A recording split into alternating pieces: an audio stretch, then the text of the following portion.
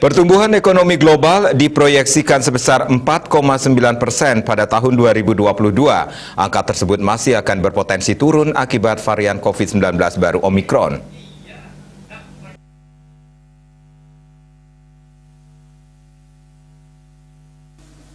Deputi Pertama Direktur Pelaksana International Monetary Fund (IMF) Geoffrey Okamoto mengatakan pihaknya memproyeksikan pertumbuhan global menjadi 5,9% pada 2021 dan menurun menjadi 4,9% tahun depan.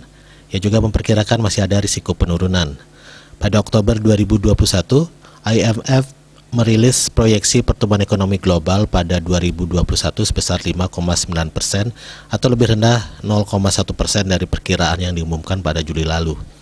Okamoto mengatakan penurunan proyeksi 2021 tersebut seiring adanya penurunan produk domestik bruto (PDB) pada kuartal ketiga 2021 akibat merebaknya kasus positif varian Delta di seluruh dunia.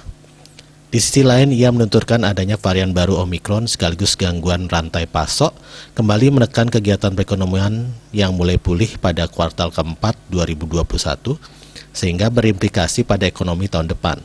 Menurutnya, krisis ini akan memiliki dampak berkepanjangan atau scarring effect yang bertahan lama pada ekonomi dan kelompok rentan, mengingat varian Omikron menciptakan ketidakpastian COVID-19 menjadi lebih agresif.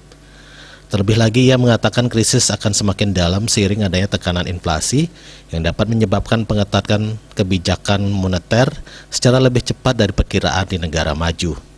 Tekanan inflasi dan pengetatan kebijakan moneter ini akan memperketat kondisi keuangan global dengan beberapa potensi limpahan di emerging market dan negara berkembang. Oleh sebab itu, Okamoto menegaskan presidensi G20 Indonesia merupakan salah satu langkah menemukan strategi untuk mengeluarkan global dari dampak krisis pandemi COVID-19. Anggota G20 dapat berdiskusi dengan baik melalui presidensi Indonesia untuk menemukan solusi yang dimulai dengan menangani krisis kesehatan dan ekonomi global sehingga tercipta pemulihan yang kuat. Bali Post melaporkan.